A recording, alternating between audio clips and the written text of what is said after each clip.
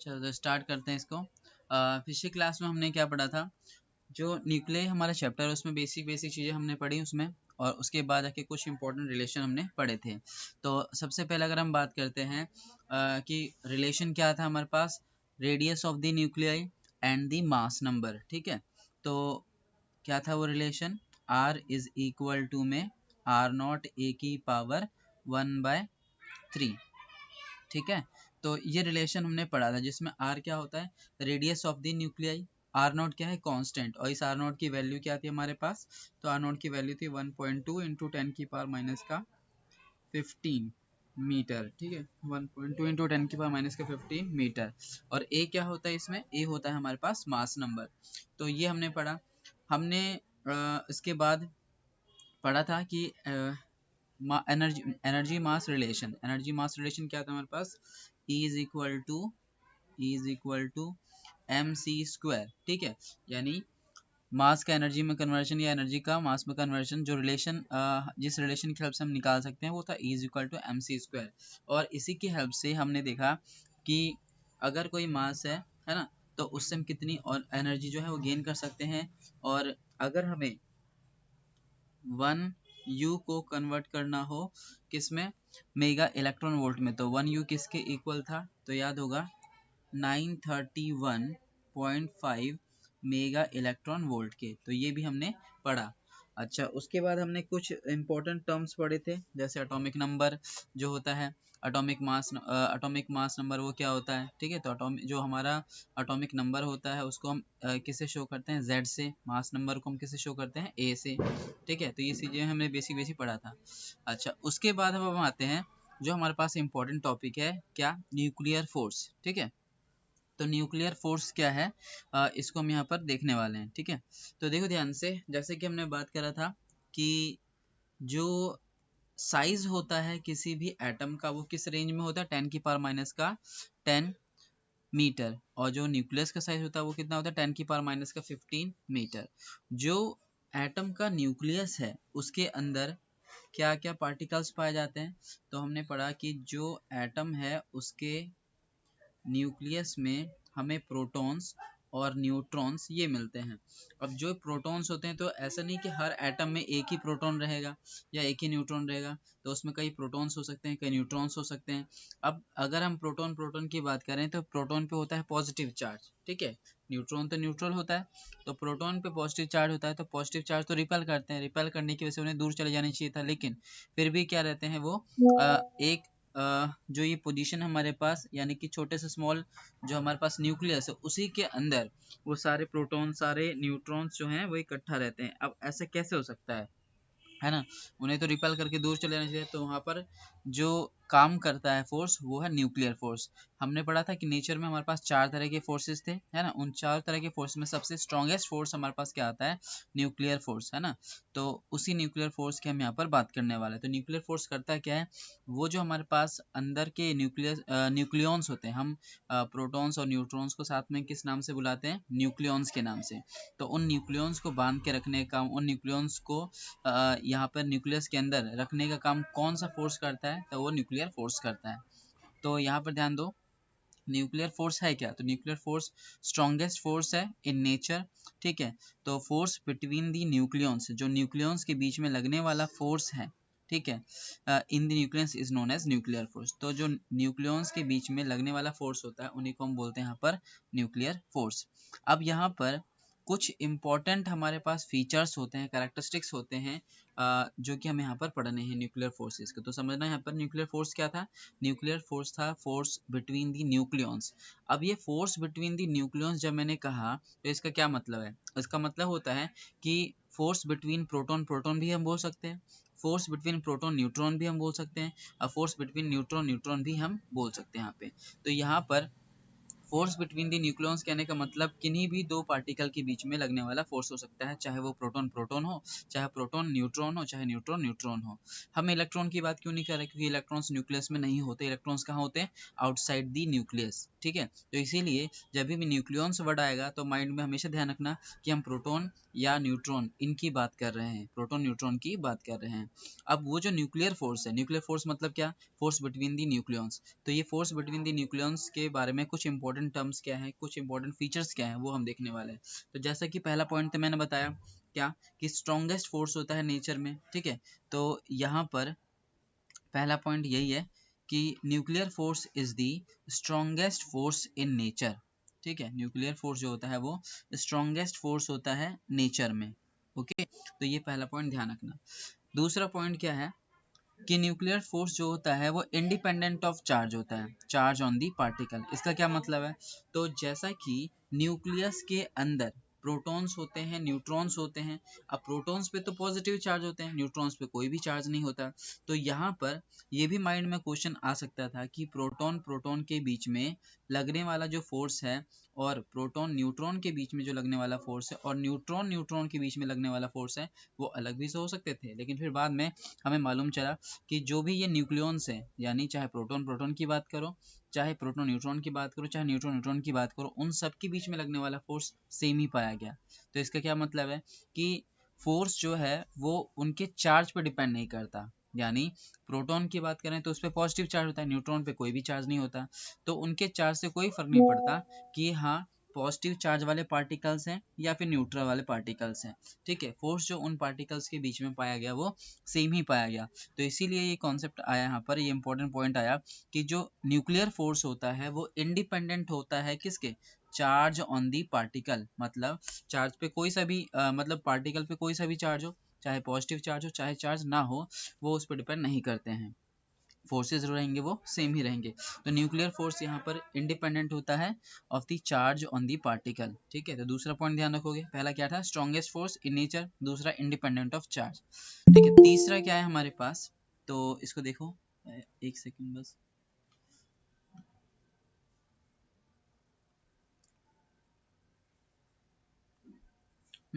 अब तीसरा पॉइंट इसमें क्या कहता है, so it is a short range force, है ना। ये शॉर्ट रेंज फोर्स है। अब इसका क्या मतलब है, तो ध्यान देना जरा। हमने ना कुलाम्बिक फोर्स पढ़ रखा है, कुलाम्स लॉ पढ़ा था, है ना। कुलाम्स लॉ क्या बोलता है कि दो चार्ज पार्टिकल के बीच में लगने वाले फोर्स के बारे में एक्सप्लेन करता है। मान लो ये हमारे पास एक प्रोटॉन है और ये हमारे पास एक प्रोटॉन है, ठीक है, और इनके बीच में कोई एक डिस्टेंस है हमारे पास r। तो ध्यान दो, क्योंकि ये भी एक चार्ज पार्टिकल है, ये भी एक चार्ज पार्टिकल है, तो इनके बीच में लगने वाला जो फोर्स है ना, वो फोर्स किससे दिया जाना चाहिए, तो वो हमारे पास था F is equal to 1/4πε0 Q1 Q2 upon में r का स्क्वायर। अब यहाँ पे Q1 Q2 है चार्ज ऑन प्रोटॉन, जो कि हमें पता है पॉजिटिव चार्ज E रहता है, इस पे भी पॉजिटिव चार्ज E रहता है। तो हम Q1 Q2 की जगह क्या लिख सकते हैं, E इंटू ई, तो E का स्क्वायर बन जाएगा। तो उसके लिए क्या लिख सकते हैं हम, 1/4πε0 E का स्क्वायर बाय r। अब इसमें एक खास चीज जो मैं यहाँ पे बताता हूँ कि जो न्यूक्लियर फोर्स होता है ना, वो हमारा शॉर्ट रेंज फोर्स है। उस न्यूक्लियर, वो जो न्यूक्लियर फोर्स है वो क्या है कि अगर हम डिस्टेंस को बढ़ा देते हैं, मतलब कि अगर मैंने मान लो वो जो चार्ज पार्टिकल्स हैं प्रोटॉन प्रोटॉन, उनके बीच का डिस्टेंस अगर मैंने 10 की पावर माइनस का 15 या 10 की पावर माइनस का 10 इससे बढ़ा दिया, है ना, मतलब मान लो मैं कहता हूँ 1 सेंटीमीटर का डिस्टेंस है, 2 सेंटीमीटर का डिस्टेंस है, तो भी वो बहुत बड़ा डिस्टेंस है। क्यों, क्योंकि जब भी हम बोलते हैं कि 1 mm या 10 सेंटीमीटर 1 सेंटीमीटर, ये जो डिस्टेंस होते हैं ये काफ़ी लार्ज डिस्टेंस है एज कम्पेयर टू 10 की पावर माइनस का 15 या 10 की पावर माइनस का 10।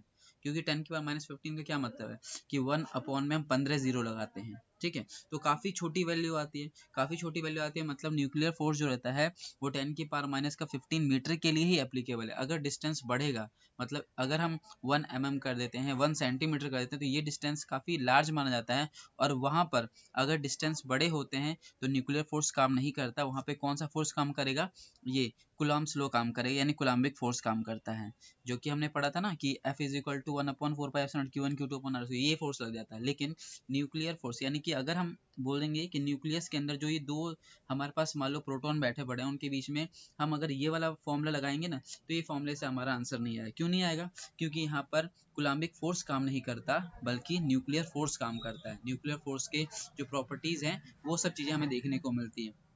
तो न्यूक्लियस के अंदर कूलम्ब्स लॉ काम नहीं करता। कूलम्ब्स लॉ कब काम करता है? जब रेंज यानी कि जो डिस्टेंस होता है पार्टिकल्स के बीच में वो लार्ज हो, है ना, मतलब कितना लार्ज हो, मतलब यहाँ पे 10 की पावर माइनस का 10 माइनस का 15 से तो ऊपर ही हो। अगर 10 की पावर माइनस का 15 है हमारे पास तो वहाँ पे कूलम्ब्स लॉ काम नहीं करेगा, वहाँ पे न्यूक्लियर फोर्स काम करता है। अब डिस्टेंस को बढ़ा देंगे तो वहाँ पे न्यूक्लियर फोर्स काम नहीं करेगा, फिर कौन सा फोर्स आ जाएगा? कूलम्ब्स लॉ आ जाएगा। ठीक है, तो ये चीज़ ध्यान रखना कि अगर हमारा डिस्टेंस 10 की पावर माइनस का 15 इस रेंज में आता है या उससे कम आता है तो वहाँ पर न्यूक्लियर फोर्स काम करेगा। लेकिन अगर डिस्टेंस बढ़ जाता है ना, मान लो अगर डिस्टेंस को हमने 1 सेंटीमीटर 1 mm भी ये सब भी कर दिए तो ये डिस्टेंस जो होते हैं वो काफ़ी बड़े होते हैं एज कम्पेयर टू जो डिस्टेंस बिटवीन दी न्यूक्लियॉन्स होता है उससे। तो वहाँ पर कूलम्ब्स लॉ काम नहीं करेगा, वहाँ पे न्यूक्लियर फोर्स काम करेगा। तो यहाँ पर ही एक पॉइंट आया क्या कि जो न्यूक्लियर फोर्स होता है वो शॉर्ट रेंज फोर्स होता है। मतलब अगर काफ़ी डिस्टेंस कम है, काफ़ी डिस्टेंस कम का मतलब माइंड में ध्यान रखना कि 10 की पावर माइनस का 15 मीटर, हम ये वाले बात करें, यानी फेम्टो की रेंज में हो तब न्यूक्लियर फोर्स काम करेगा। अगर डिस्टेंस बढ़ा तो न्यूक्लियर फोर्स वहाँ पे काम नहीं करता। इसीलिए कहते हैं कि nuclear force is the short range force. ठीक है, यानी न्यूक्लियस के अंदर ही ये फोर्स हमें देखने को मिलता है, या डिस्टेंस बहुत कम हो, बहुत कम मतलब इस रेंज में होगा तभी काम करेगा। ठीक है, अच्छा, यहाँ पर दूसरा जो हमारे पास पॉइंट आता है वो है it does not follow the inverse square law. Inverse square law मतलब जैसा कि कूलम्ब्स लॉ अगर देखोगे तो उसमें क्या आता है 1 अपॉन में आर का स्क्वायर, आर स्क्वायर आता है, यानी कि यहाँ पर जो फोर्स रहता है वो इनवर्सली प्रोपोर्शनल होता है किसके? आर स्क्वायर के। ठीक है, तो यहाँ पर जैसे जैसे डिस्टेंस को हम बढ़ाएंगे वैसे वैसे क्या होगा? फोर्स कम होते जाएगा। ठीक है, ऐसा हमें देखने को मिलता है। लेकिन अभी हमने बात करा कि जो न्यूक्लियर फोर्स होता है ना, वो कूलम्ब्स लॉ को तो फॉलो नहीं करता है ना। तो इसी वजह से वहाँ पर हमें ये भी देखने को नहीं मिलता कि जो फोर्स है वो इन्वर्सली प्रोपोर्शनल होता है आर स्क्वायर के, यानी इन्वर्स स्क्वायर लॉ को वो फॉलो नहीं करता। अब इसका क्या मतलब है कि अगर डिस्टेंस को हम बढ़ाते हैं तो ये ज़रूरी नहीं कि फोर्स की वैल्यू कम ही हो, अधिक भी हो सकती है। और ये चीज़ हम अभी देखेंगे कि हाँ ये मतलब कैसे इन्वर्स स्क्वायर लॉ को फॉलो नहीं करता। मतलब अगर डिस्टेंस को तुम यहाँ पर क्या करोगे?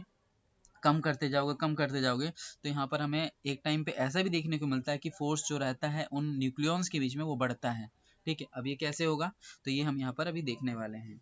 ओके, तो ध्यान रखना कि जो न्यूक्लियर फोर्स होता है वो इनवर्स स्क्वायर लॉ को फॉलो नहीं करता, यानी वो कूलम्ब्स लॉ को फॉलो नहीं करता। ठीक है, अच्छा, अगला हमारे पास जो पॉइंट आता है वो इम्पोर्टेंट पॉइंट क्या है कि जो हमारे पास न्यूक्लियर फोर्स है ना, और जो हमारे पास ये न्यूक्लियॉन्स के बीच का डिस्टेंस होता है उनके बीच का जो हमने ग्राफ बनाया तो वो ग्राफ हमें कैसा देखने को मिलता है। ये ग्राफ इंपॉर्टेंट भी है तो इस ग्राफ को हम यहाँ पर देखने वाले पढ़ने वाले हैं। ठीक है, तो एक बार फटाफट से मैं इसको 4 पॉइंट जो ऊपर के थे उनको बताता हूँ। पहला क्या पॉइंट था हमारे पास कि न्यूक्लियर फोर्स क्या होता है? स्ट्रॉन्गेस्ट फोर्स इन नेचर, है ना, यानी यूनिवर्स में जो 4 फोर्स हैं उनमें से सबसे स्ट्रॉन्गेस्ट यही वाला फोर्स है। दूसरा पॉइंट क्या है कि न्यूक्लियर फोर्स चार्ज पर डिपेंड नहीं करता, मतलब पॉजिटिव चार्ज है या चार्ज नहीं है उससे कोई मतलब नहीं है। ठीक है, यानी न्यूक्लियॉन्स के बीच में लगने वाला फोर्स सेम रहेगा। सभी न्यूक्लियॉन्स जो है, चाहे प्रोटॉन प्रोटॉन हो, चाहे प्रोटॉन न्यूट्रॉन हो, चाहे न्यूट्रॉन न्यूट्रॉन के बीच में लगने वाला फोर्स सेम रहेगा, वो चार्ज पर डिपेंड नहीं करते। ओके, तीसरा जो इंपॉर्टेंट पॉइंट है कि ये शॉर्ट रेंज फोर्स है। शॉर्ट रेंज फोर्स मतलब 10 की पावर माइनस का 15 मीटर इस रेंज में अगर है डिस्टेंस तभी ये न्यूक्लियर फोर्स काम करता है। अगर डिस्टेंस बढ़ा तो ये फोर्स काम नहीं करेगा, तब कौन सा फोर्स काम करेगा? कूलम्ब्स लॉ काम करेगा। ओके, अगला चौथा जो पॉइंट है वो क्या है कि क्योंकि ये कूलम्ब्स लॉ को फॉलो नहीं करता तो इनवर्स स्क्वायर लॉ को फॉलो नहीं करता, क्योंकि कूलम्ब्स लॉ क्या बोलता है? इनवर्स जो फोर्स है इनवर्स स्क्वायर लॉ के अकॉर्डिंग जो फोर्स होता है वो इनवर्सली प्रोपोर्शनल होता है आर स्क्वायर के। बट यहाँ पर हम क्या देखते हैं कि फोर्स जो होता है वो इनवर्सली प्रोपोर्शनल नहीं होता है आर स्क्वायर के। मतलब डिस्टेंस बढ़ाने पर फोर्स की वैल्यू बढ़ती भी है और घटती भी एक टाइम पर। ठीक है, ऐसा भी हमें देखने को मिलता है, इसीलिए nuclear force does not follow the inverse square law. अच्छा, अब जो पांचवा पॉइंट है वो ग्राफ है। वो ग्राफ किस किस के बीच में? तो न्यूक्लियर फोर्स के बीच में और डिस्टेंस के बीच में। तो उस ग्राफ को हम यहाँ पर पढ़ने वाले हैं। ठीक है, तो ये पॉइंट समझ आ गए? ये पहले 4 पॉइंट समझ आ गए? कोई दिक्कत तो नहीं इसमें किसी को भी?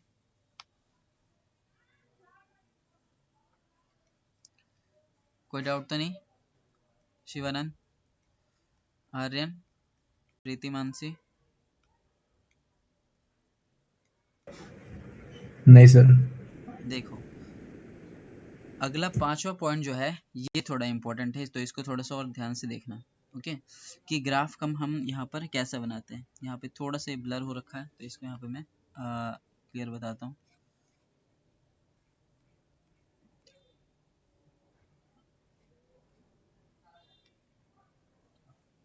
देखो, सबसे पहले हमने ये जो y एक्सिस है, इस y एक्सिस पर हमने न्यूक्लियर फोर्स को रिप्रेजेंट करा है, या हम इसको बोलेंगे, यहाँ पे लिख देता हूँ मैं, न्यूक्लियर फोर्स या फिर पोटेंशियल एनर्जी। क्या बोलते हैं हम इसको? Potential energy. तो न्यूक्लियर फोर्स कह लो या फिर पोटेंशियल एनर्जी कह लो, ये वाई एक्सिस पे हम रिप्रेजेंट कर रहे हैं। और यहाँ पर जो ये एक्स एक्सिस है, इस एक्स एक्सिस को हम डिस्टेंस से रिप्रेजेंट कर रहे हैं। डिस्टेंस मतलब आर से रिप्रेजेंट कर रहे हैं, ठीक है। अब ध्यान देना, सबसे पहले यहाँ पर समझना कि हमारे पास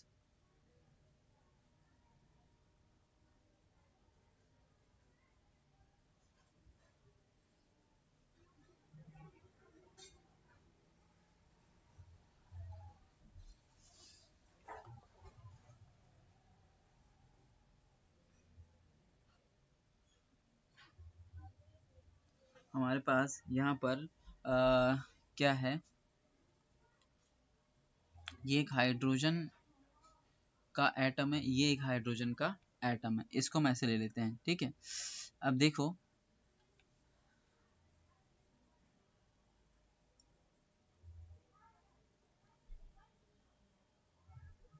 ये जो हमारे पास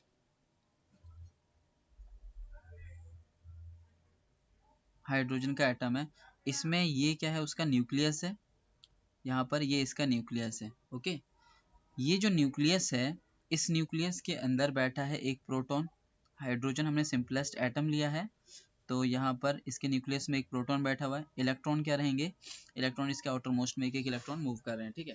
तो अभी हमारा फोकस है क्या, ये जो क्या कहते हैं, न्यूक्लियस के अंदर बैठे हुए प्रोटॉन है उनके ऊपर। हम प्रोटॉन प्रोटॉन के बीच में लगने वाले फोर्स को देखने वाले हैं। तो हम क्या देखते हैं कि अगर ये जो हमारे पास दो प्रोटॉन है ना, इनके बीच का जो डिस्टेंस है वो आर है। क्या बोला हमने, डिस्टेंस क्या यहाँ पर आर है। तो अगर इस डिस्टेंस को हम कम करते हैं, मान लो हम कहाँ से क्या कर रहे हैं, मान लिया अभी कोई डिस्टेंस है इनके बीच में, है ना। मान लेते हैं फॉर एग्जांपल 1 सेंटीमीटर, और 1 सेंटीमीटर कहाँ पे है, एग्जांपल के लिए यहाँ पे मान लिया, ठीक है। अब ये जो हमारे पास डिस्टेंस है, इसको हम क्या कर रहे हैं, कम करते जा रहे हैं। मतलब इस डिस्टेंस को अगर हम कम करेंगे तो यहाँ पर ये इस तरह से ये पास में जाएंगे, तो ये जो हमारा डिस्टेंस है आर, वो क्या हो गया, वो कम हो गया। अब अगर ये कम होगा तो यहाँ पर ये जो न्यूक्लियस के बीच में, यानी कि जो ये प्रोटॉन है, प्रोटॉन के बीच में लगने वाला जो फोर्स है, ये फोर्स कैसा होगा, क्योंकि इस न्यूक्लियस के अंदर हमारे पास ये पॉजिटिव चार्ज वाला पार्टिकल जो कि प्रोटॉन बैठा हुआ है, तो प्रोटॉन के बीच का अगर हम डिस्टेंस कम करेंगे तो हमें पता है कि प्रोटॉन प्रोटॉन तो रिपेल करेंगे, क्योंकि दोनों पे क्या होता है, पॉजिटिव चार्ज होता है। तो इन दोनों के बीच का अगर डिस्टेंस करेंगे तो फोर्स की वैल्यू बढ़ेगी कि घटेगी, बता सकते हो? फोर्स की वैल्यू, कौन सा फोर्स, रिपल्सिव फोर्स। क्योंकि ये जो हमारे पास प्रोटॉन है ना, जो न्यूक्लियस के अंदर बैठे पड़े हैं, उनके डिस्टेंस को अगर हम कम कर रहे हैं तो क्या होगा, अगर हम इनके बीच के डिस्टेंस को कम करेंगे तो इनके बीच का जो फोर्स होगा वो बढ़ते जाएगा, ठीक है। यहाँ पर ये बढ़ते हुए जाता है यहाँ पे, क्यों, क्योंकि अगर हम पॉजिटिव पॉजिटिव चार्ज को पास लेके आते हैं तो क्योंकि वो रिपेल और ज़्यादा करना स्टार्ट कर देंगे। ये बिल्कुल ऐसे समझना कि हमारे पास ये एक प्लस का कोई चार्ज है, यहाँ पे एक प्लस का कोई चार्ज है, इनके बीच में डिस्टेंस अभी कुछ है आर। अगर डिस्टेंस को थोड़ा कम कर दो, यानी क्लोज कर दो, तो ये और ज़्यादा रिपेल करेंगे, थोड़ा और कम करो और ज़्यादा रिपेल करेंगे, ऐसे होगा। तो यही चीज़ हमें देखने को मिलता है कि अगर हम डिस्टेंस को कम करते, कम करने का मतलब हम पीछे की तरफ जा रहे हैं, समझ रहे हो। यहाँ पर हमारे पास क्या था, डिस्टेंस 1 सेंटीमीटर का, और जैसे ही हम डिस्टेंस को कम करते हैं तो हम इधर जा रहे हैं, पीछे की तरफ जा रहे हैं, ठीक है, इस तरह से। तो देखो ध्यान से, अगर हमारे पास मान लो 1 सेंटीमीटर है, और 1 सेंटीमीटर है, फिर मान लिया कि ये 0.9 सेंटीमीटर, 0.8 सेंटीमीटर है, तो अप्रोक्सीमेटली इतना है। तो यहाँ पर हमें देखते हैं कि यहाँ पर कुछ फोर्स है, यहाँ पर कुछ फोर्स है। फिर जा करके अगर हम डिस्टेंस को बहुत कम करने लगते हैं तो हम देखते हैं कि यहाँ पर जो फोर्स है वो बढ़ने लगता है नेगेटिव डायरेक्शन में। अब ध्यान रखना इस चीज़ का कि यहाँ पर ये ग्राफ का नीचे जाने का क्या मतलब है कि फोर्स की वैल्यू का बढ़ना, बट नेगेटिव में। वो कैसे? तो ये हमारा अगर ओरिजिन है तो यहाँ पर अगर हम नीचे की तरफ जाते हैं तो वैल्यू क्या रहती है, वैल्यू मान लेते हैं यहाँ पे -1 है, यहाँ -2 है, -3 है, -4 है। तो जैसा कि ग्राफ अगर नीचे की तरफ जा रहा है, नीचे की तरफ जा रहा है, इसका मतलब क्या है कि नेगेटिव में फोर्स की वैल्यू बढ़ रही है, नेगेटिव में फोर्स की वैल्यू बढ़ रही है। इसका मतलब क्या है यहाँ पर कि यहाँ पर रिपल्सिव फोर्स इंक्रीज हो रहा है। ठीक है, तो जैसा ही हम यहाँ पे इनके बीच में न्यूक्लियस के बीच का डिस्टेंस कम करेंगे, यानी प्रोटॉन प्रोटॉन के बीच का डिस्टेंस कम करते हैं, तो हमें क्या देखने को मिलता है कि इन प्रोटॉन के बीच का डिस्टेंस अगर हम कम करते जाते हैं, कम करते जाते हैं, तो यहाँ पर वो जो रिपल्सिव फोर्स है वो बढ़ते हुए जाएगा। बढ़ते हुए जाएगा मतलब वो ग्राफ नीचे की तरफ आ रहा है। ग्राफ का नीचे की तरफ आने का मतलब है कि उनके बीच में जो रिपल्सिव फोर्स है वो बढ़ते हुए जा रहा है। अब यहाँ पर होगा क्या कि जैसे ही हम इनको पास में लेके आ रहे हैं, ठीक है, तो यहाँ पर एक ऐसा टाइम आता है कि इनके बीच में मैक्सिमम रिपल्सिव फोर्स लगता है ना, मैक्सिमम रिपल्सिव फोर्स लगता है इस पॉइंट पर। ठीक है, तो यहाँ पर ये वाला एक ऐसा पॉइंट होता है जहाँ पर मैक्सिमम रिपल्सिव फोर्स लग रहा होता है। ठीक है, यानी इतना जो हमने डिस्टेंस करा है, तो यहाँ पर मैक्सिमम जो फोर्स लग रहा है उस चीज़ को ये रिप्रेजेंट कर रहा है। अब उसके बाद की कहानी देखो कि अगर हम यहाँ पर इसको मैं ऐसे बना देता हूँ, ये ऐसे लेके आ गया। ठीक है, ये हमने कर दिया, इतना डिस्टेंस आ गया इनके बीच में, ये कोई आर डिस्टेंस है, तो यहाँ पर मैक्सिमम रिपल्सिव फोर्स है। अब अगर हम इसको और ज़्यादा ही क्या करेंगे, डिस्टेंस को कम करेंगे, तो क्या होगा, यानी अगर हम इस पॉजिटिव पार्टिकल को और ज़्यादा क्लोज करते हैं तो क्या होता है, तो हम सोच रहे थे कि रिपल्सिव फोर्स और बढ़ेगा, बट ऐसा होता नहीं है। यहाँ पर क्या होने लग जाता है कि यहाँ पर वो अट्रैक्टिव फोर्स, यानी वो एक दूसरे को अब अट्रैक्ट करना स्टार्ट कर देते हैं, यानी वो अब कंबाइंड होना स्टार्ट कर देते हैं। जैसे पहले ये हाइड्रोजन अलग था, है ना, ये हाइड्रोजन अलग था, हाइड्रोजन दोनों अलग अलग थे, लेकिन जैसे ही हमने क्या करा, इनको क्लोज करते गए और एक ऐसा टाइम आया कि बहुत ही ज़्यादा क्लोज हो गए, तो ये क्या करेंगे, अब सिंगल मॉलिक्यूल बनाने की कोशिश करेंगे। सिंगल मॉलिक्यूल मतलब अब एक H2 मॉलिक्यूल बनाने की कोशिश करेंगे, यानी कंबाइंड होने लग जाएंगे ये।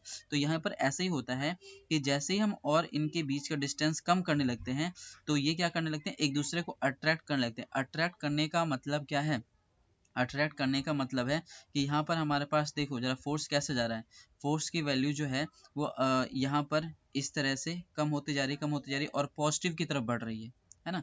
यहाँ पर नेगेटिव में देखो कम होते जा रहा है इस तरह से, और ये पॉजिटिव की तरफ जा रहा है। तो यहाँ से लेकर के यहाँ तक का जो ग्राफ है वो क्या शो कर रहा है, तो यहाँ से लेके यहाँ तक का जो ग्राफ है ये शो करता है कि जो फोर्स बिटवीन दी प्रोटॉन्स है ना, यानी फोर्स बिटवीन दी न्यूक्लियॉन्स, ये बोलना चाहिए मुझे क्योंकि हम न्यूट्रॉन्स की भी बात कर रहे हैं। तो जो न्यूट्रॉन्स हैं चाहे प्रोटॉन्स हैं, उनके बीच का अगर डिस्टेंस कम करते हैं हम, तो उनके बीच में कौन सा फोर्स काम कर रहा होता है, रिपल्सिव फोर्स, यानी रिपल्सिव फोर्स जो होता है वो इंक्रीज हो रहा होता है। ठीक है, अब इंक्रीज हो रहा होता है तो एक ऐसा टाइम आएगा कि मैक्सिमम हो जाएगा, यानी एक पर्टिकुलर डिस्टेंस पर वो रिपल्सिव फोर्स मैक्सिमम हो जाता है।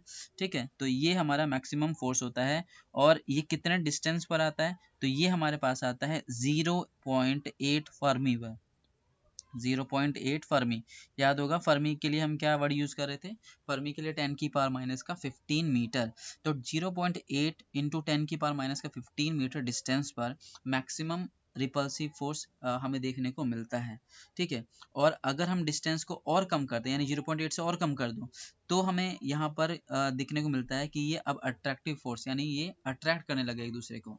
ठीक है, यानी ग्राफ हमें अब ऊपर की तरफ दिख रहा है, यानी पॉजिटिव की तरफ ये जाते हुए दिख रहा है। तो यहाँ पे मतलब ये जो ग्राफ है यहाँ से लेकर के यहाँ तक का, ये अट्रैक्टिव फोर्स को रिप्रेजेंट करता है। तो पेपर में क्वेश्चन ऐसे आते हैं कि जो हमारे पास ग्राफ है, उस ग्राफ में कौन सा जो पार्ट है वो अट्रैक्टिव फोर्स को रिप्रेजेंट कर रहा है, कौन सा फोर्स है वो रिपल्सिव पार्ट को शो कर रहा है। तो ये जो हमारे पास है ये रिपल्सिव फोर्स को रिप्रेजेंट कर रहा है ना। रिपल्सिव फोर्स मतलब हम बोल सकते हैं कि यहाँ पर जो फोर्स की वैल्यू इंक्रीज कर रही है। ठीक है, so there is increase in the force of attraction. एक मिनट, यहाँ पर मैंने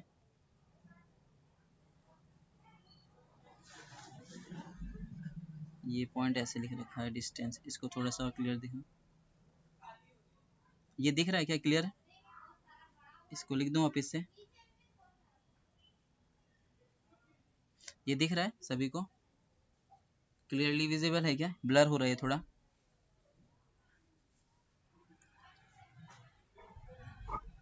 दिख रहा है भैया, थोड़ा पता चल रहा है। पता चल रहा है ना? ठीक है ठीक है। तो फिर इसमें मैं दोबारा रीराइट नहीं करता, हटा देता हूँ।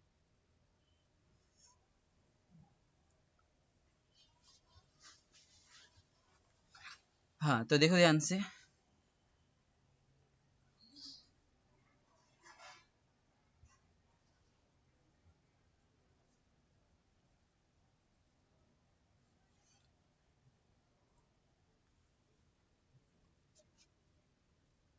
ये है हमारे पास 0.5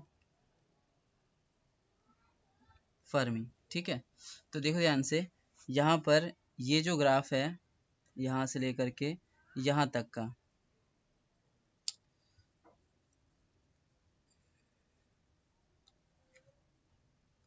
ये मैंने थोड़ा सा लगता है उल्टा बता दिया है तुम्हें, यहाँ पे गड़बड़ी हो गई है। एक मिनट रुकना बस, है ना।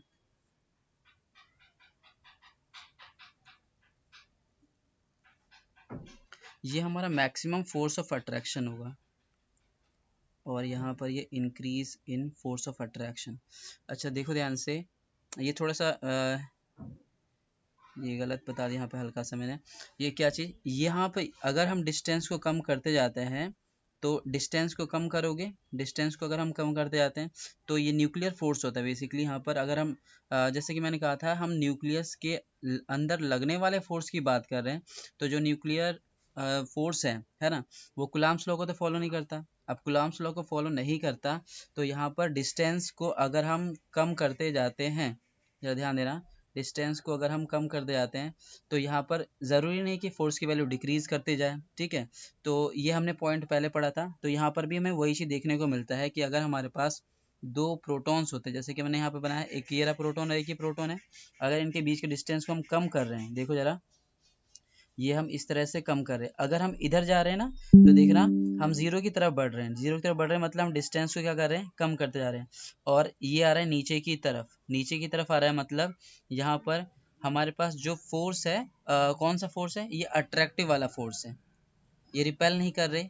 रिपेल जो है यहाँ पर, ये हमें जो स्क्वायर लॉ है उसमें देखने को मिलता है, लेकिन जो न्यूक्लियर फोर्स होता है उसमें क्या होता है, डिस्टेंस को कम करोगे तो ये क्या करते हैं, ये एक दूसरे को अट्रैक्ट करते जाते हैं, यानी क्लोजर आते जाते हैं, क्लोजर आते जाते हैं। फिर हमें एक ऐसा पॉइंट मिलेगा जहाँ पर मैक्सिमम फोर्स ऑफ अट्रैक्शन हमें मिलता है। अब यहाँ पर अगर हम डिस्टेंस को और कम करते जाते हैं, जैसे 0.8 से अगर हम और कम करेंगे तो क्या होगा, तो 0.8 से अगर हम और कम करते हैं ना, तो ये अब जा करके ये और ज़्यादा अट्रैक्ट नहीं करते, ये समझना जरा, ये और ज़्यादा अट्रैक्ट नहीं करते, वो कर देंगे रिपल, यहाँ पर रिपेल करना स्टार्ट कर देंगे, रिपेल करना स्टार्ट कर देंगे। तो ये होगा क्या, एक मिनिमम, मतलब यहाँ पे उनके बीच में एक जो डिस्टेंस है वो मेंटेन होने लग जाता है। यानी अगर हम यहाँ से लेकर के यहाँ तक इसको डिस्टेंस को कम कर रहे थे, तो इनके बीच में जो फोर्स ऑफ अट्रैक्शन है वो इंक्रीज हो रहा था। ध्यान रखना जरा, यहाँ पर रिपल्सिव फोर्स मैंने बोला था, यहाँ पे ये थोड़ा गलत है, यहाँ पर ये आएगा फोर्स ऑफ अट्रैक्शन इंक्रीज हो रहा है। फोर्स ऑफ अट्रैक्शन इंक्रीज होने का मतलब यहाँ पर नीचे जो है ना हमारा नेगेटिव में आ रहा है। याद होगा मैंने जो एनर्जी की एक इक्वेशन बताई थी तुम्हें, उसी से मैं थोड़ा सा याद दिलाता हूँ। जो हमारे पास एनर्जी ऑफ nth ऑर्बिट था, है ना, उसके पास हमारे पास एक रिलेशन आया था, क्या, माइनस का 13.6 अपॉन में n का स्क्वायर इलेक्ट्रॉन वोल्ट। मैंने कहा था यहाँ पर कि ये जो माइनस साइन होता है ये किसको रिप्रेजेंट करता है, तो माइनस साइन शो करता है फोर्स ऑफ अट्रैक्शन को। वो कैसे, तो जो हमारे पास न्यूक्लियस के अंदर एक प्रोटॉन बैठा है और एक यहाँ पर इलेक्ट्रॉन बैठा है ना, तो ये इलेक्ट्रॉन को तो प्रोटॉन खींच रहा है, तो इनके बीच में जो लगने वाला फोर्स है वो अट्रैक्टिव फोर्स है, तो अट्रैक्टिव फोर्स होगा तो उसके लिए क्या यूज करते हैं हम, नेगेटिव। तो ध्यान दो, यहाँ पर अगर ये ग्राफ नीचे की तरफ जा रहा है तो ये नेगेटिव में ही तो जा रहा है। अगर ये नेगेटिव में जा रहा है तो इसका मतलब ये है कि यहाँ पर जो हमारा फोर्स ऑफ अट्रैक्शन है वो इंक्रीज करते जा रहा है, क्योंकि ये और ज़्यादा नेगेटिव हो रहा है। और ज़्यादा नेगेटिव होने का मतलब जो फोर्सेस बिटवीन दी न्यूक्लियॉन्स है वो हमारे पास इंक्रीज हो रहे हैं, यानी फोर्स ऑफ अट्रैक्शन, यहाँ पे मैंने जो लिखा है ना वो इंक्रीजिंग फोर्स ऑफ अट्रैक्शन लिख रखा है, ध्यान रखना, रिपल्सिव मत लिखना, ठीक है, ये मिस्टेक हुआ था मेरे से।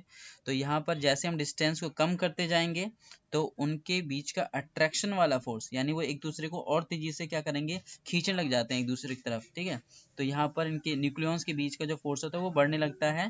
ठीक है, अभी बढ़ने लगता है मतलब नेगेटिव में बढ़ रहा है, नेगेटिव में बढ़ने का मतलब वो और ज़्यादा अट्रैक्ट करना स्टार्ट कर देते हैं। ठीक है, तो यहाँ पर यहाँ से लेकर के यहाँ तक जो ग्राफ है वो क्या है, वो है इंक्रीजिंग, मतलब increase in the force of attraction. ठीक है, फोर्स ऑफ अट्रैक्शन में इंक्रीज होने लग जाता है यहाँ पर। ठीक है, वो एक दूसरे को और ज़्यादा अट्रैक्ट करने लगते हैं। ठीक है, और यहाँ पर एक ऐसा पॉइंट मिलेगा, यानी कितना डिस्टेंस है, 0.8 फर्मी डिस्टेंस है। तो यहाँ पर मैक्सिमम अट्रैक्शन उन न्यूक्लियॉन्स के बीच में हमें देखने को मिलता है। यानी यहाँ पर क्या करेंगे, वो सबसे अधिक जितना अट्रैक्ट कर सकते थे वो फोर्स हमें देखने को मिलता है। लेकिन हम क्या करते हैं, उनके बीच का डिस्टेंस और अगर कम करने की कोशिश करते हैं, ठीक है, तो क्या होता है, तो अगर हम डिस्टेंस को और ज़्यादा कम करेंगे, ठीक है, तो हमें उनके बीच में जो फोर्स है वो कैसे देखने को मिलता है, कि अब जो हमारा फोर्स है वो देखो कैसा आ रहा है, पॉजिटिव में आ रहा है। अब अगर नेगेटिव का मतलब था फोर्स ऑफ अट्रैक्शन, तो पॉजिटिव में आने का मतलब क्या होगा, पॉजिटिव में आने का मतलब होगा रिपल्सिव फोर्स। तो ध्यान दो, ये जो हमारा पास फोर्स है ना, ये कैसे होता जा रहा है, ये हो जा रहा है पॉजिटिव में। तो इसका मतलब क्या है कि वो अब रिपेल करना स्टार्ट करते हैं। वो रिपेल क्यों करना स्टार्ट करते हैं, तो ध्यान दो जरा, अगर हम यहाँ पे बात करते हैं कि ये प्रोटॉन है हमारे पास, ये भी प्रोटॉन है, तो एक हद तक ही इनके बीच में हम डिस्टेंस को कम कर सकते थे।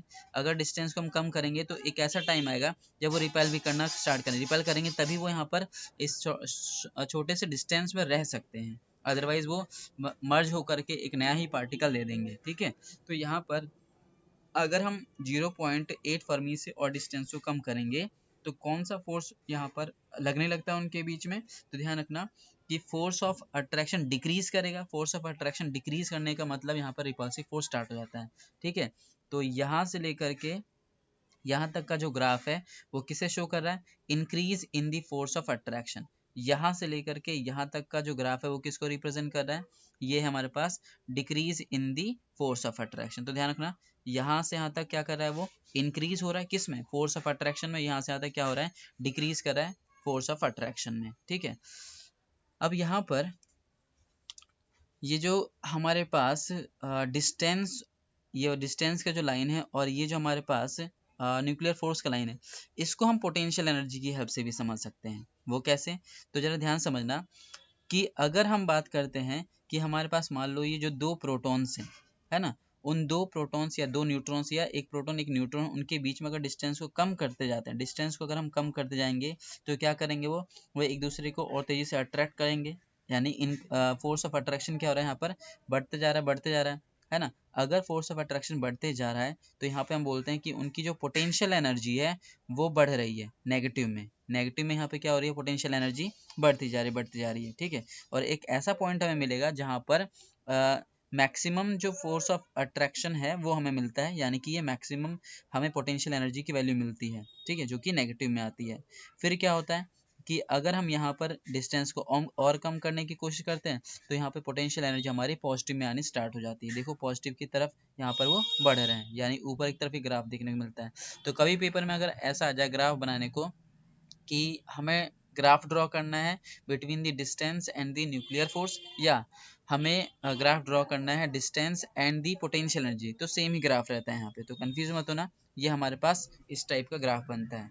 तो ध्यान रखना, जो मैंने पॉइंट्स बताए थे कि जो न्यूक्लियर फोर्स होता है वो इनवर्स स्क्वायर लॉ को फॉलो नहीं करता। ठीक है, इनवर्स स्क्वायर लॉ को फॉलो नहीं करता, इसका मतलब क्या है कि डिस्टेंस को कम करने पर, यहाँ पर डिस्टेंस को कम करने पर उनके बीच में फोर्स ऑफ अट्रैक्शन बढ़ रहा था। ठीक है, बल्कि अगर हम कुलाम्स लॉ देखते तो इसका मतलब उनके बीच में रिपल्सिव फोर्स बढ़ना चाहिए था, जो कि यहाँ पे मेरे से मिस्टेक हुआ। ठीक है, तो इसे ध्यान रखना कि यहाँ पर न्यूक्लियर फोर्स जो है वो कुलाम्स लॉ को फॉलो नहीं करता, इसीलिए यहाँ पर इनवर्स स्क्वायर लॉ भी फॉलो नहीं होता। तो जैसे जैसे हम डिस्टेंस को कम करते जाते हैं तो उनके बीच में, यानी न्यूक्लियॉन्स के बीच का फोर्स ऑफ अट्रैक्शन बढ़ते जाता है। कब तक बढ़ेगा, मैक्सिमम वैल्यू तक। एक मैक्सिमम वैल्यू हमें मिलती है कितने डिस्टेंस पर, 0.8 फर्मी पर, तो मैक्सिमम फोर्स ऑफ अट्रैक्शन यहाँ तक रहता है। अगर हम 0.8 फर्मी से और डिस्टेंस कम करेंगे, है ना, तो क्या होगा कि यहाँ पर फोर्स ऑफ रिपल्सन ये स्टार्ट हो जाता है, यानी कि जो फोर्स ऑफ अट्रैक्शन वो डिक्रीज करने लग जाता है। ठीक है, तो ये हमारे पास एक इंपॉर्टेंट ग्राफ आता है, पेपर में कई बार ये पूछा भी गया ग्राफ। ठीक है, तो इसमें कोई डाउट तो नहीं किसी को भी। नहीं भैया। समझ आया? तो ये ग्राफ ध्यान रखना कि यहाँ से लेकर के यहाँ तक क्या कर रहे हैं हम, ये हमें ग्राफ शो कर रहा है कि इंक्रीजिंग फोर्स बढ़ रहा है। ठीक है, वो कैसे पता? क्योंकि हमारा जो ग्राफ है वो नीचे की तरफ जा रहा है, नेगेटिव में जा रहा है, तो हमारी फोर्स की वैल्यू घट रही है। घट रही है मतलब नेगेटिव में घट रही है। ठीक है, ऐसे। और फिर उसके बाद यहाँ से रिपल्सिव फोर्स स्टार्ट होता है, यानी ये पॉजिटिव में आ रहा है। तो ये ग्राफ पे क्वेश्चन कई बार आए हुए हैं। ओके, अच्छा, तो ये ग्राफ हमने देख लिया, यानी कि हमने न्यूक्लियर फोर्स को समझ लिया। अब देखो, भैया एक और बार समझा दो, दोबारा बता दूं? कंफ्यूजिंग हो गई। हाँ चलो, दोबारा एक बार देख लो। हम्म। हमने जो पॉइंट्स पढ़े थे, एक बार फटाफट से उसको एक देख लेते हैं। सबसे मेन जो पॉइंट था हमारे पास न्यूक्लियर फोर्स के बारे में, वो क्या था कि ये कूलाम्स लॉ को फॉलो नहीं करता। क्यों नहीं करता? क्योंकि जब भी हमारा डिस्टेंस 10 की पावर माइनस का 15 की रेंज में आता है, तो उतने शॉर्ट रेंज फोर्स के लिए कूलाम्स लॉ काम नहीं करता। तब कौन सा फोर्स काम करता है? Nuclear force. और न्यूक्लियर फोर्स हमारा स्ट्रॉन्गेस्ट फोर्स है नेचर में। तो ये जो है वो कूलाम्स लॉ से हट के ही है, अलग ही है। इसमें हमें क्या देखने को मिलता है कि अगर हम डिस्टेंस को कम करते हैं तो यहाँ पर फोर्स ऑफ अट्रैक्शन जो होता है वो बढ़ने लग जाता है। उसमें क्या हो रहा था कि अगर डिस्टेंस को कम करोगे तो फोर्स यहाँ पे हमारे पास जो है बढ़ेगा, और इनवर्स को अकॉर्डिंग वो क्या करेगा, जैसे कि अगर डिस्टेंस कम करते जाओ तो फोर्स के लिए हमेशा बढ़ेगी। तो वो चीज़ यहाँ पे हमें फॉलो जो है वो नहीं होती हुई नजर आती है। ठीक है, तो शॉर्ट रेंज फोर्स में न्यूक्लियर फोर्स काम करेगा। कैसे काम करता है? तो वो इस ग्राफ में हमने बताया कि अगर हम डिस्टेंस को कम करें, डिस्टेंस कम करने वाला ये पीछे की तरफ हम ले जा रहे हैं। ठीक है, तो डिस्टेंस को कम करते जाओ तो ये ग्राफ हमें नीचे की तरफ जाते हुए दिखाई देता है। अब ये ग्राफ नीचे की तरफ जा रहा है, इसका क्या मतलब है कि हमारा जो फोर्स की वैल्यू वो नेगेटिव में जा रही है, नीचे की तरफ जा रहे हैं ना, तो यहाँ पर फोर्स की वैल्यू नेगेटिव में जा रही है। तो यहाँ पे जो हमारे पास फोर्स है, कौन सा फोर्स? तो फोर्स ऑफ अट्रैक्शन। ये ध्यान रखना, फोर्स ऑफ अट्रैक्शन जो होता है वो इंक्रीज करते हुए जा रहा है नीचे की तरफ, और एक पॉइंट ऐसा मिलेगा जहाँ पे फोर्स ऑफ अट्रैक्शन मैक्सिमम हो जाता है। ठीक है, और ये मैक्सिमम फोर्स ऑफ अट्रैक्शन कितने डिस्टेंस पर होता है? तो 0.8 फर्मी पर होता है। अगर 0.8 फर्मी से भी डिस्टेंस को कम करेंगे तो क्या होगा? तो यहाँ से स्टार्ट हो जाएगा फोर्स ऑफ रिपल्शन, यानी कि अब फोर्स ऑफ अट्रैक्शन डिक्रीज करने लगता है। मतलब यहाँ पर पहले डिस्टेंस कम कर रहे थे तो फोर्स ऑफ अट्रैक्शन बढ़ रहा था, लेकिन अब अगर और डिस्टेंस कम करोगे तो रिपल्सिव फोर्स स्टार्ट हो जाता है, यानी कि डिस्टेंस बनाना स्टार्ट कर देते हैं वो एक दूसरे के बीच में।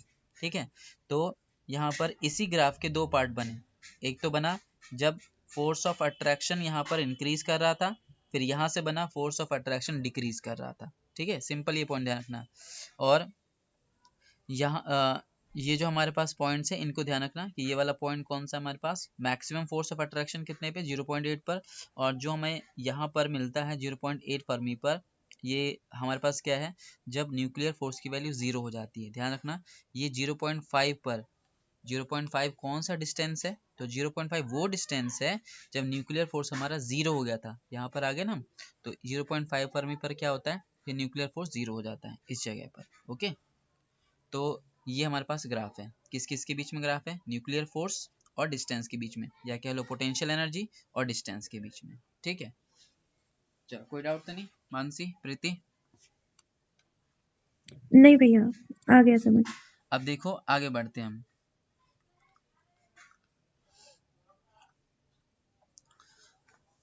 देखो, जैसे कि मैंने बोला कि न्यूक्लियस के अंदर जो हमारे पार्टिकल्स हैं, है ना, उनके बीच में फोर्सेस लग रहे हैं।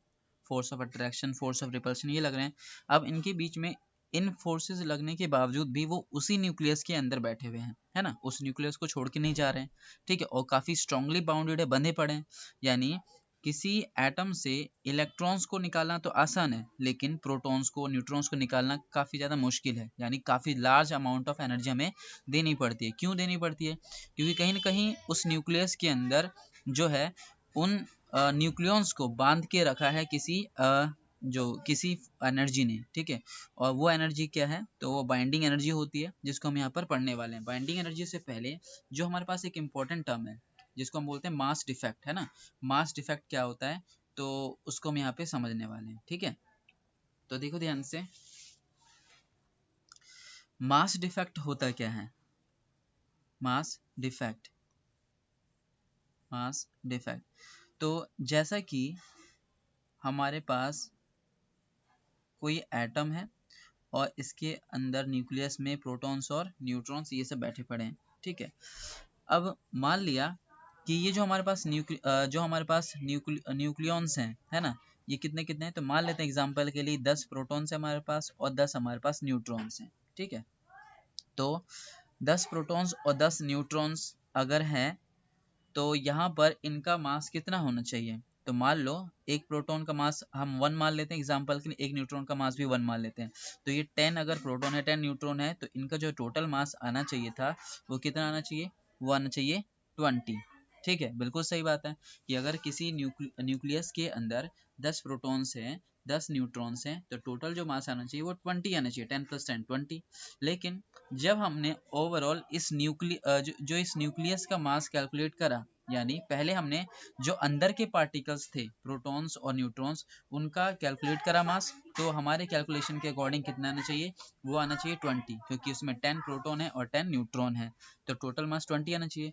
लेकिन प्रैक्टिकली जब हमने ओवरऑल इस पूरे न्यूक्लियस, जरा ध्यान देना, इस पूरे न्यूक्लियस का मास कैलकुलेट करा तो हमें वो मिला 19.8। ठीक है, ये चीज़ हमें मिला। अब ये कैसे फर्क आ रहा था कि हमारे कैलकुलेशन के अकॉर्डिंग जितने पार्टिकल्स रहेंगे, है ना, उतना ही तो मास रहना चाहिए। लेकिन जब हमने ओवरऑल इस क्या नाम है, इस पूरे न्यूक्लियस का मास कैलकुलेट करा, जैसे अगर मान लो हमारे पास क्या है कि कोई हमारे पास पॉलीथीन है ना, अब उस पॉलीथीन के अंदर हमने 10 प्रोटॉन यानी 10 बॉल डाल दिए, और 10 बॉल हमने डाल दिए जिस पे पी नाम लिखा हुआ था, और 10 बॉल डाल दिए जिसमें एन लिखा हुआ था। तो हमने सोचा कि टोटल जो मास है वो कितना होना चाहिए, मतलब 20 तो रहना चाहिए, है ना। 20 के अलावा अगर मान लो कोई और चीज़ होगा तो वो बढ़ा देगा इसके यहाँ पे उसके मास को, लेकिन 20 तो रहना चाहिए एटलीस्ट। लेकिन जब हम पूरे पॉलीथीन के सहित उसको कैलकुलेट करते हैं तो हमें ना मास वहाँ पे 20 नहीं मिलता। अब वो 20 क्यों नहीं मिलता, है ना। तो वहाँ पर कैलकुलेटेड मास जो न्यूक्लियस का पाया गया वो 19.8 पाया गया। तो यहाँ पे इसका ये मतलब है कि मास तो जो है वो कम हो गया, है ना, 20 के बजाय यहाँ पे 19.8 आ गया। तो बाकी जो 0.2 वाला मास है, या इतना जो मास है वो कहाँ चला गया। तो यही जो हमारे पास मास होता है, ये मास कन्वर्ट हो जाता है किस में, ये मास कन्वर्ट हो जाता है एनर्जी में।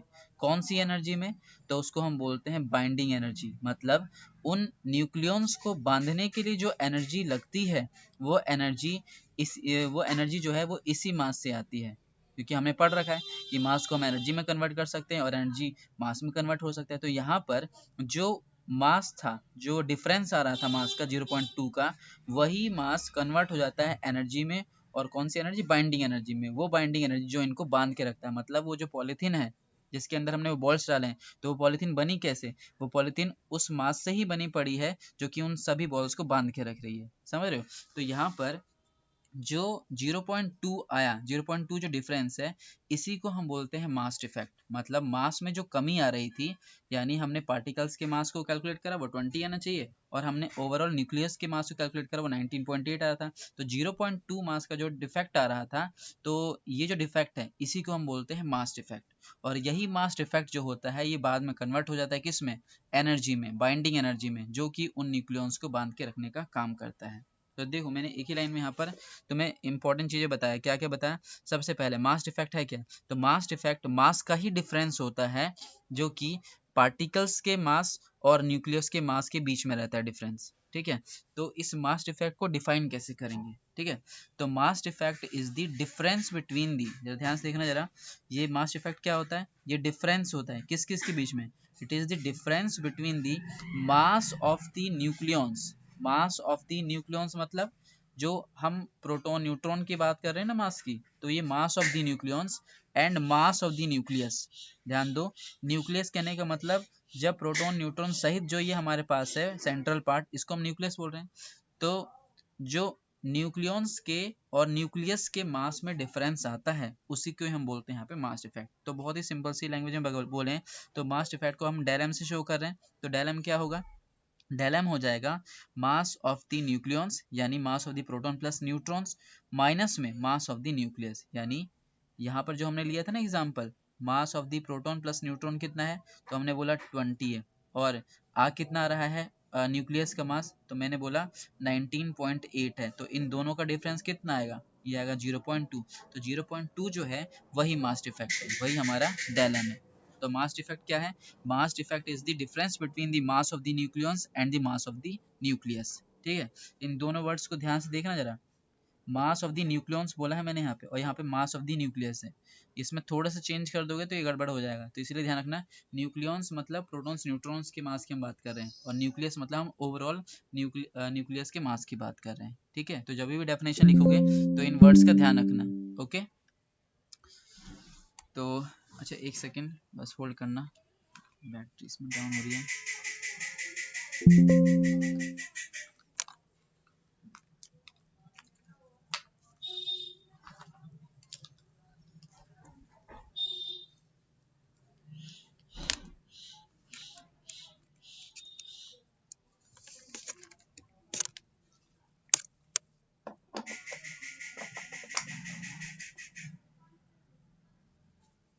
तो देखो जरा ध्यान से, समझ आ गया मास डिफेक्ट क्या है? Mass defect is the difference between the mass of the nucleons and mass of the nucleus.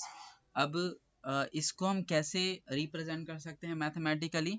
तो जैसे कि हमने बोला मास डिफेक्ट को हम किससे शो कर रहे हैं? डेल एम से शो कर रहे हैं। ठीक है, तो del M is equal to क्या आ जाएगा? मास ऑफ न्यूक्लियॉन्स मतलब मास ऑफ प्रोटॉन प्लस में मास ऑफ न्यूट्रॉन माइनस में मास ऑफ न्यूक्लियस। अब मास ऑफ प्रोटॉन कैसे निकालेंगे? तो जैसा कि हम जानते हैं कि मास ऑफ प्रोटॉन, तो किसी भी एटम के अंदर जो टोटल नंबर ऑफ प्रोटॉन है वो किससे शो करते हैं? एटॉमिक नंबर से शो करते हैं। तो मान लो अगर मैं तुमसे कहता हूँ कि एक प्रोटॉन का जो मास है वो mp है, ठीक है, मास ऑफ प्रोटॉन, तो हमारे पास अगर 2 प्रोटॉन है तो क्या हो जाएगा? 2 इंटू एम पी कर देंगे तो 2 mp हो जाएगा, 3 होंगे तो 3 mp हो जाएगा, 4 हो गए तो 4 mp। और अगर उस एटम का एटॉमिक नंबर पता है, एटॉमिक नंबर पता होने का मतलब टोटल नंबर ऑफ प्रोटॉन्स पता है, तो हम टोटल प्रोटॉन का मास भी निकाल सकते हैं। कैसे? उसको उसके एटॉमिक नंबर से मल्टीप्लाई कर देंगे। तो Z इंटू एम पी क्या शो करता है? कि total mass of the proton present in the nucleus. ठीक है, तो इसीलिए मास ऑफ प्रोटॉन की जगह क्या लिखेंगे यहाँ पे हम? Z एम पी, जिसमें Z क्या है? एटॉमिक नंबर, एम पी क्या है? मास ऑफ प्रोटॉन, प्लस में अब न्यूट्रॉन का मास कैसे निकालोगे? तो हमने बोला न्यूट्रॉन का जो मास है वो एम एन बोल दिया। ठीक है, और टोटल नंबर ऑफ न्यूट्रॉन कैसे निकालते हैं? तो याद होगा मास नंबर में से हम एटॉमिक नंबर माइनस कर देते हैं। ठीक है, याद होगा मास नंबर में से एटॉमिक नंबर को माइनस करोगे तो क्या आ जाएगा हमारे पास? ये आ जाएगा नंबर ऑफ न्यूट्रॉन्स। तो नंबर ऑफ न्यूट्रॉन्स के लिए क्या करेंगे यहाँ पे? हम सिंपली a माइनस का z कर देंगे और इनटू में mn कर देंगे। तो प्लस में हमने क्या लिखा है यहाँ पर? a माइनस का z इंटू में mn। mn क्या है यहाँ पर? Mass of neutron. तो यहाँ पर ये z mp क्या है? Total mass of proton. ये a माइनस का z mn क्या है? टोटल मास ऑफ न्यूट्रॉन किसी एटम के अंदर। ठीक है, तो ये हमारे पास आ गया total mass of nucleons minus में अब यहाँ पर क्या आ जाएगा? Mass of nucleus. तो न्यूमेरिकल्स में ऐसे क्वेश्चंस आएंगे कि हमें वो प्रोटॉन का मास दे देगा, वो हमें न्यूट्रॉन का मास दे देगा। ठीक है, या फिर कई अगर जगह याद रखो तो ज़्यादा अच्छा है, वरना वो दे देते हैं पेपर में। ठीक है, तो हमें कोई एटम दे देगा, उससे हमें z और नंबर ऑफ न्यूट्रॉन पता रहेंगे, है ना, और मास ऑफ न्यूक्लियस दे रखा होगा, तो उसे हम कैलकुलेट कर सकते हैं, जो कि अभी हम करेंगे न्यूमेरिकल में। ठीक है, तो यहाँ पर मास डिफेक्ट का फॉर्मूला क्या बना? तो मास डिफेक्ट यानी डेल एम का फॉर्मूला बन गया जेड एम पी प्लस में a माइनस का z into M N minus में मास ऑफ न्यूक्लियस। ठीक है, तो ये हमारे पास फॉर्मूला आता है सिंपल सा। तो यहाँ तक समझ आया? कोई डाउट तो नहीं किसी को भी? यहाँ पे डाउट है तो पूछ लो,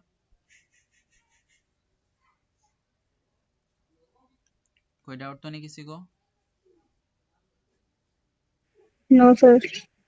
ठीक है, अब उसके आगे देखो, हमने मास डिफेक्ट अगर पढ़ लिया तो मास डिफेक्ट क्या होता है? तो वो डिफरेंस था मास ऑफ द पार्टिकल और न्यूक्लियस के बीच में। अब वो जो मास डिफेक्ट था, वही मास डिफेक्ट क्या बनाता है यहाँ पे? बाइंडिंग एनर्जी, मतलब वो एनर्जी जो कि उन न्यूक्लियस को बांध के रखने का काम करता है।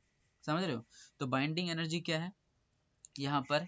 जो न्यूक्लियस को बांध के रखने का काम कर। अच्छा, यहाँ पे एक बहुत बड़ा कंफ्यूजन भी आता है क्या स्टूडेंट के माइंड में? न्यूक्लियर फोर्स और बाइंडिंग एनर्जी क्या अलग अलग चीजें हैं? तो ध्यान रखना, न्यूक्लियर फोर्स न्यूक्लियॉन्स के बीच में लगने वाले फोर्सेस हैं, मतलब प्रोटॉन प्रोटॉन के बीच में, प्रोटॉन न्यूट्रॉन और न्यूट्रॉन न्यूट्रॉन के बीच में लगने वाला जो फोर्स है उसको हम न्यूक्लियर फोर्स बोल रहे थे। बाइंडिंग एनर्जी क्या होती है? तो ये बाइंडिंग एनर्जी उन सारे न्यूक्लियॉन्स को न्यूक्लियस के अंदर बांध के रखने का काम करता है, तो वो एनर्जी है। ठीक है, तो बाइंडिंग एनर्जी है क्या? So it is the energy required, जरा समझना, इसकी डेफिनेशन बहुत बार कंफ्यूज करेगी। ठीक है, तो इसीलिए इसको मैं यहाँ पे थोड़ा सा डिटेल में समझा रहा हूँ। हमने क्या बोला कि बाइंडिंग एनर्जी क्या होती है? बाइंडिंग एनर्जी वो एनर्जी होती है जो न्यूक्लियॉन्स को बांध के रखने का काम करती है, ठीक है। जैसे अगर हम यहाँ पर बोल रहे हैं कि ये जो हमारे पास न्यूक्लियस है उसमें कौन है? प्रोटॉन है और एक मान लेते हैं न्यूट्रॉन है। सिंपल से ले रही हमने कि एक प्रोटॉन है और एक न्यूट्रॉन है। अब यहाँ पर ये जो बाइंडिंग एनर्जी है, ठीक है, ये बाइंडिंग एनर्जी जो है वो हमने बोला कितना है? वो 10 न्यूटन है। ये एग्जाम्पल के लिए मैंने बताया। बाइंडिंग एनर्जी मतलब ये जो बांध के रखा हुआ है, यानी कि हमारे पास एक ऐसा रबड़ बैंड है जिसने इस प्रोटॉन को और न्यूट्रॉन को बांध के रख रखा है, और उस रबर बैंड की जो कैपेबिलिटी है, मतलब जितना बांध सकता है, सह सकता है फोर्स, वो कितना है? 10 न्यूटन है। मतलब क्या है कि अगर तुम इस न्यूक्लियस के ऊपर अगर लगाओगे 1 न्यूटन का फोर्स, तो ये अलग नहीं होंगे, ये बॉन्ड नहीं टूटेगा, ये बॉन्ड नहीं टूटेगा, तो तुम प्रोटॉन को न्यूट्रॉन को अलग नहीं कर सकते। तुमने फोर्स बढ़ाया, तुमने 2 न्यूटन कर दिया, तो भी तुम इसे तोड़ नहीं सकते, यानी उस प्रोटॉन को न्यूट्रॉन को अलग नहीं कर सकते, ठीक है। ऐसे ही करते करते मान लो हमने 8 न्यूटन का लगाया, तो भी नहीं तोड़ सकते, क्योंकि 10 न्यूटन की तो इसकी पूरी कैपेबिलिटी है कि 10 न्यूटन तक के फोर्स को ये सह सकता है। अब जैसे ही हमने 11 न्यूटन का फोर्स लगाया तो क्या होगा? तो हमने देखा कि 11 न्यूटन के फोर्स पर ये जो बाइंडिंग एनर्जी है वो टूट जाती है। टूटने का मतलब प्रोटॉन और न्यूट्रॉन को हम अलग कर सकते हैं, ठीक है। अब प्रोटॉन न्यूट्रॉन को अलग कर सकते हो, इसका मतलब 11 पे तो ये टूट गया, तो यानी कि इसकी कैपेबिलिटी कितनी थी? तो इसकी कैपेबिलिटी 10 थी, समझ रहे हो। तो 10 जो ये बाइंडिंग एनर्जी है वो कितनी हुई? तो मैंने यहाँ पर क्या दिया कि बाइंडिंग एनर्जी जो है इसकी 10 ही। एनर्जी हम बोल रहे थे यहाँ पर, मैं इसे जूल में लिखूंगा, ठीक है।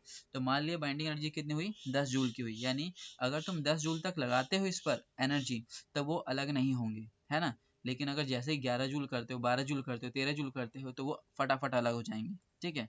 तो यहाँ पर इसकी डेफिनेशन कैसे बनाओगे बाइंडिंग एनर्जी की? तो binding energy is the energy required to separate the nucleons. ध्यान रखना जरा, यानी वो एनर्जी जो न्यूक्लियॉन्स को, यानी जो हमारे पास अंदर के पार्टिकल्स है, चाहे प्रोटॉन, प्रोटॉन, न्यूट्रॉन, प्रोटॉन, कुछ भी हो, तो जो इन न्यूक्लियॉन्स को सेपरेट करने के लिए जितनी एनर्जी लगती है ना, सेपरेट करने के लिए जितनी भी एनर्जी लगेगी, उसी एनर्जी को हम बोलते हैं यहाँ पे बाइंडिंग एनर्जी। तो देखो ध्यान से, बाइंडिंग एनर्जी को कैसे हम डिफाइन करते हैं?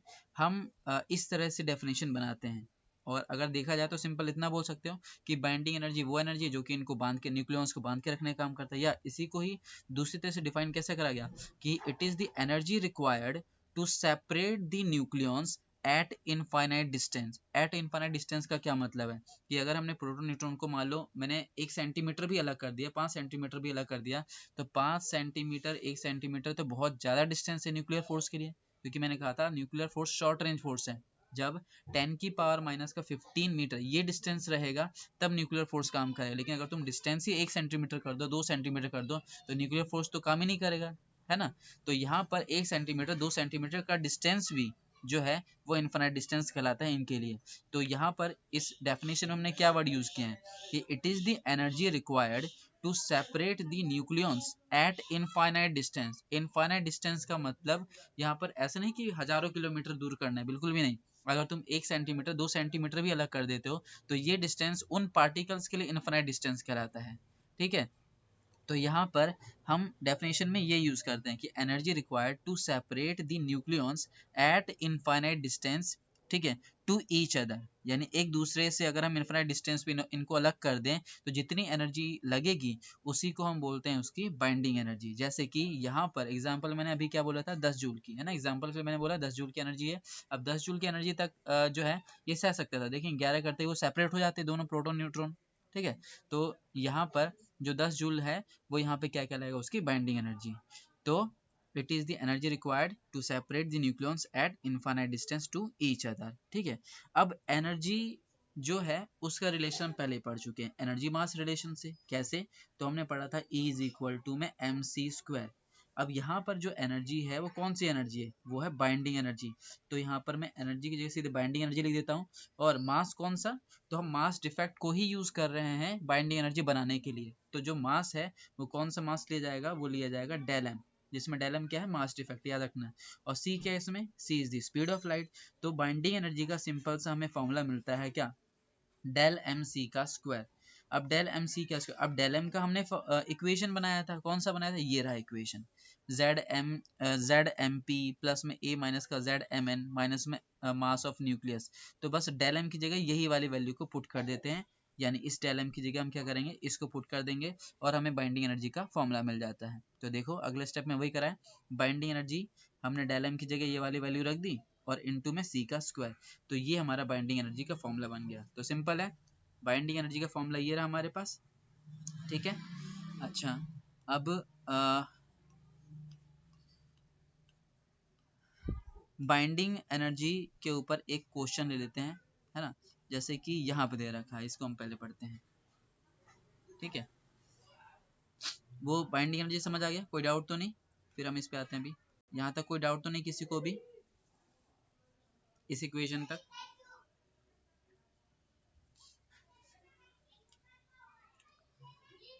कोई डाउट तो नहीं किसी को भी? शिवानंद, आर्यन, मानसी, प्रीति,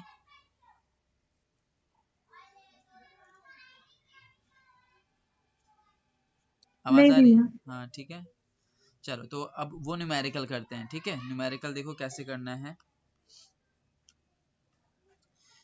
यहाँ पर ये क्वेश्चन क्या रखा है, find the mass defect and binding energy for sodium.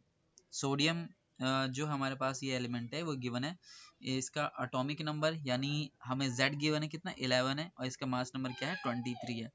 तो यहाँ पर सबसे पहले अगर हम बात करें क्या क्या चीज़ें फाइंड करने में, हमें मास डिफेक्ट निकालना है। मास डिफेक्ट मतलब क्या, मास डिफेक्ट मतलब डेल एम।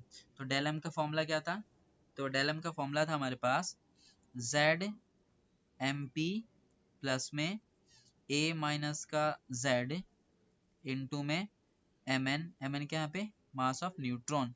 तो ये टोटल मास आ गया किसका, न्यूक्लियॉन्स का, माइनस में क्या करेंगे, mass of nucleus, mass of nucleus, ठीक है।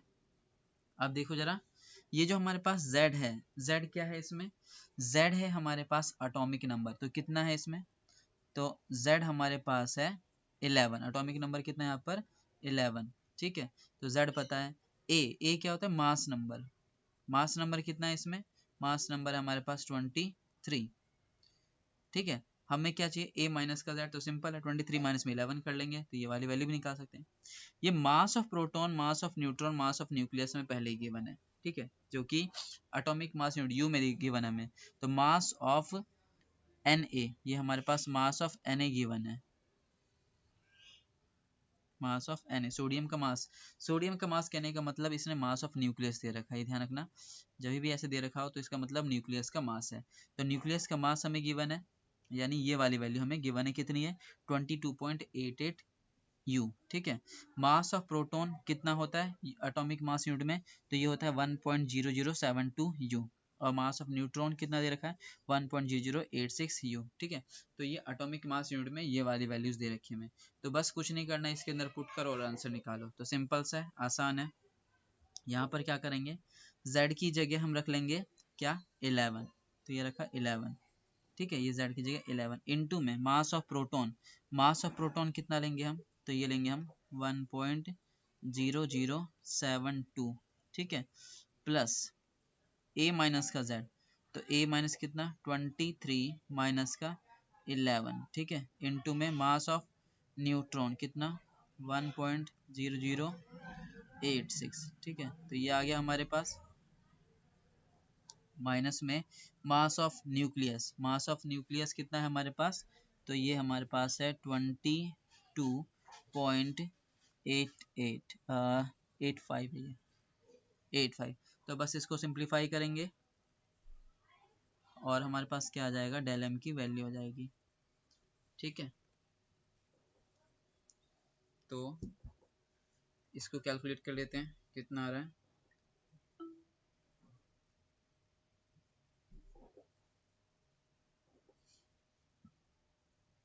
11 इंटू 1.0072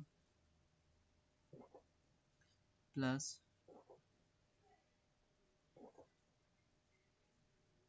1.008,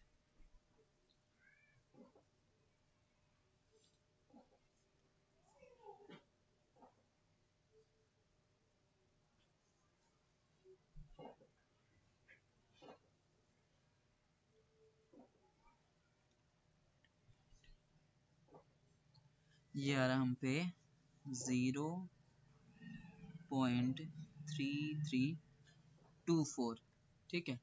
तो ये हमारे पास मास आ गया, 0 मास डिफेक्ट आ गया, ठीक है।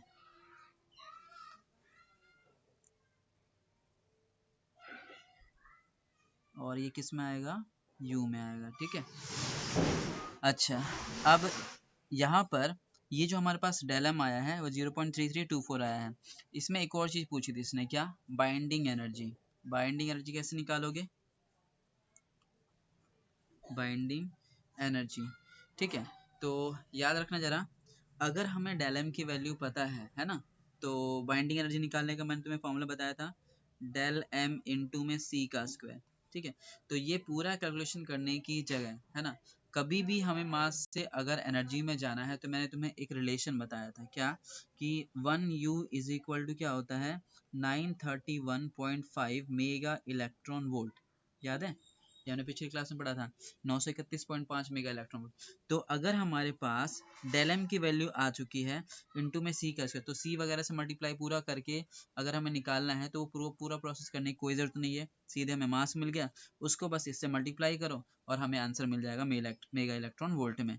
तो जो भी हमारे पास ये आया है ये मास, इसको सिंपली क्या करोगे, इससे मल्टीप्लाई कर देना, किससे, 931.5 से। तो ये हमारे पास आ जाएगा कितना, ये हमारे पास आ रहा है मल्टीप्लाई करने पर 309.63 mega electron volt, mega electron volt. तो ये हमारा फाइनल आंसर आ गया, ठीक है। तो इस तरह से हम यहाँ पर इसके न्यूमेरिकल्स वगैरह करते हैं, ओके। हमने क्या फाइंड करा, मास डिफेक्ट फाइंड करा और बाइंडिंग एनर्जी फाइंड करा। बाइंडिंग एनर्जी के लिए क्या करना है, जो भी मास डिफेक्ट आए सिंपली बस उसको इससे मल्टीप्लाई कर दो और हमारा काम आसान हो जाएगा, ठीक है। यहाँ पे सी की वैल्यू पुट करो, फिर वो डिवाइड करो, इसे वो कोई प्रोसेस हमें नहीं करना है, ठीक है। अगर वहां से वो करते हो तो भी तुम यहीं तक पहुंचोगे, तो इससे अच्छा सीधे इसे याद रख सकते हो कि जो भी हमारे पास मास आए यू में, उसको इससे मल्टीप्लाई करके हम सीधे बाइंडिंग एनर्जी निकाल सकते हैं। तो कोई इसमें डाउट तो नहीं किसी को भी,